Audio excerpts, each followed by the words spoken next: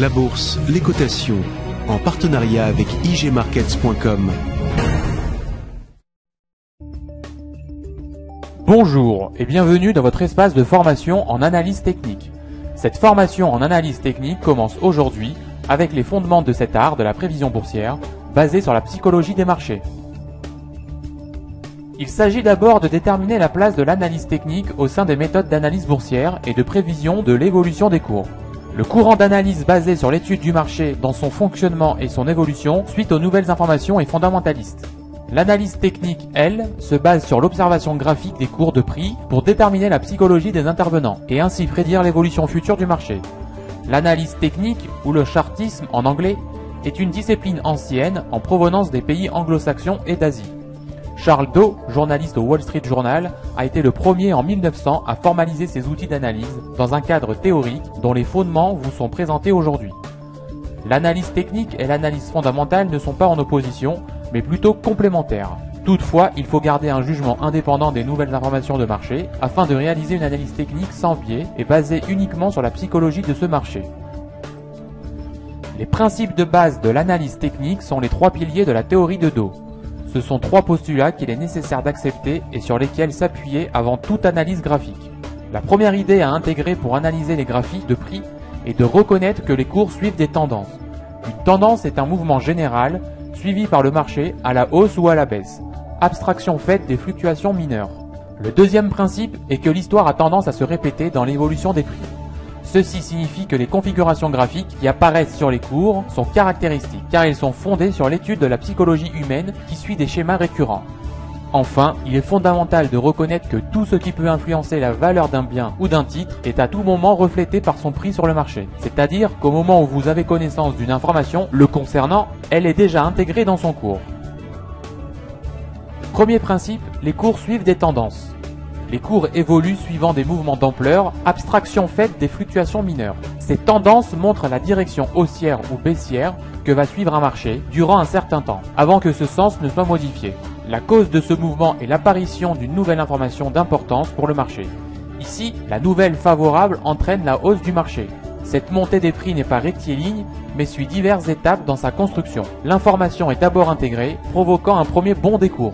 Après la première euphorie, les intervenants analysent l'impact positif et l'importance de cette nouvelle dans la valorisation du sous-jacent, ce qui provoque une consolidation.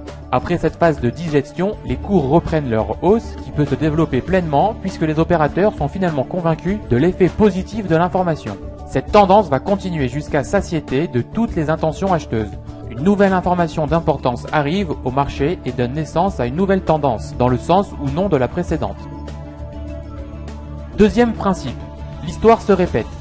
Ce postulat découle de la stabilité des schémas de la psychologie humaine dans le processus de formation des prix. Ainsi, depuis plus de 100 ans, les analystes reconnaissent la formation régulière des mêmes configurations graphiques. Triangle, canal, double ou triple sommet, tête et épaule. Toutes ces figures ne sont que la traduction sur des graphiques de cours des mêmes situations de marché où le comportement psychologique permanent des intervenants a abouti au même résultat. On extrapole donc ces résultats pour la prévision future. On reproche donc souvent aux analystes techniques de baser leur prévision du futur sur le passé, mais c'est justement sur la récurrence des sorties de ces configurations graphiques passées que cette analyse est fondée. Ici, l'indice japonais Nikkei et l'indice américain Nasdaq présentent le même phénomène de bulle haussière, à deux périodes différentes, au début des années 90 pour le Nikkei et au début des années 2000 pour le Nasdaq. Les deux situations prennent la même apparence graphique d'une accélération exponentielle de la hausse du marché et aboutissent toutes les deux au même résultat, l'éclatement de la bulle marquant la chute du marché. En troisième principe crucial, le marché escompte tout. Il s'agit du point fondamental, la clé de voûte de toute l'analyse technique. Tout ce qui peut influencer la valeur d'un bien ou d'un titre est à tout moment reflété par son prix sur le marché. Dès lors, il est inutile de rechercher toutes les informations ayant trait au sous-jacent et pouvant impacter son prix. Il suffit donc d'observer l'évolution du prix puisque celle-ci est la résultante de tout le reste.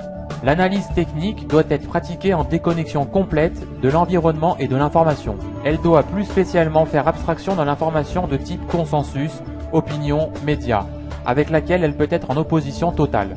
Par exemple, après un long bear market ou marché baissier, la presse boursière pourrait titrer sur une chute abyssale des marchés, alors qu'en fait les cours ont déjà atteint un support majeur de long terme, vecteur d'un rebond, voire d'un retournement de marché. Attention aux fausses idées sur l'analyse technique.